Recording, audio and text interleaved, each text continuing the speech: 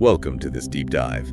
Today we're doing something pretty interesting. We're putting two giants of Indians swimming head to head, imagining them in their absolute prime. Yeah, it's a fun one. We're talking Virdhawal Khade versus Srihari Nataraj. Exactly. Khade, the powerhouse sprinter, against Nataraj, the backstroke technician.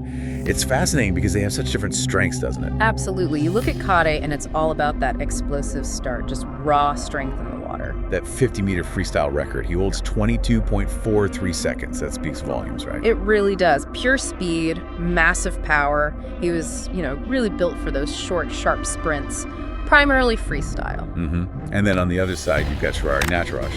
Completely different style. Totally. Elegant technique, those amazing underwater dolphin kicks he's known for. Yeah, his game was more about endurance, wasn't it? Smart racing, clean turns.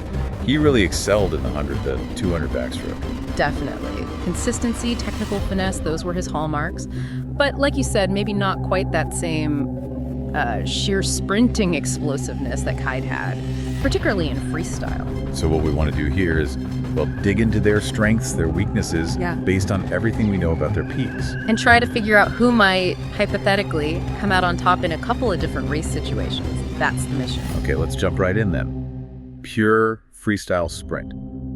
50 meters, maybe 100.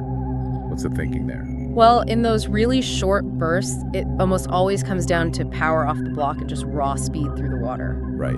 And that's where Khade's, let's call it explosive power and his fast twitch muscle dominance, that probably gives him the edge. Fast twitch meaning those muscles built for quick, powerful movements, yeah. Exactly.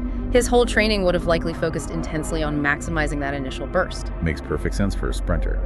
Okay, so Khade likely take the short sprints. But what if we switch gears? How so? Let's say we move to backstroke, Nataraj's specialty. Or maybe even just a longer race in general. Okay. Well, that changes things considerably. In backstroke, it's almost certainly Nataraj. Because of the technique. Yeah, his superior technique, his pacing, those underwater skills, they'd really come into play. He'd likely be more efficient over the distance. And even in, say, a longer freestyle race, like a 200. Even there, the sources kind of suggest that Srihari's technique and his ability to pace the race would probably take over. Sheer power becomes a bit less critical as the distance grows, Okay, so the specialization really dictates things depending on the pool lane and the distance. Pretty much, yeah. But here's a really interesting hypothetical, I think. A 100-meter freestyle, both at their absolute best. Our sources hint it would be really, really close. Oh, it absolutely would be a fantastic race to watch. Nataraj isn't slow in freestyle by any means, especially at his peak. He's a great athlete overall. So it's not a blowout. No, not at all. But when you boil it down, the consensus and what the analysis suggests is that the sheer force of Khade's sprinting ability, Their raw power again. that raw power just likely tips the balance in his favor for that specific 100-meter freestyle fight. Right. So wrapping up that hypothetical 100 free, based on our deep dive, the win goes to Virdhawal Khade. That seems to be the most probable outcome, yes. Yeah. It really boils down to that core difference we talked about. Khade's explosive speed versus Nataraj's technical mastery and endurance. Exactly. Yeah. Different tools for different jobs, essentially. Their specializations really define where their dominance would likely lie.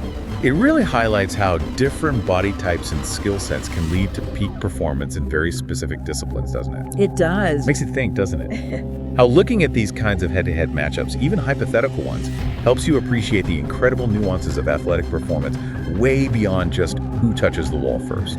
Something to chew on.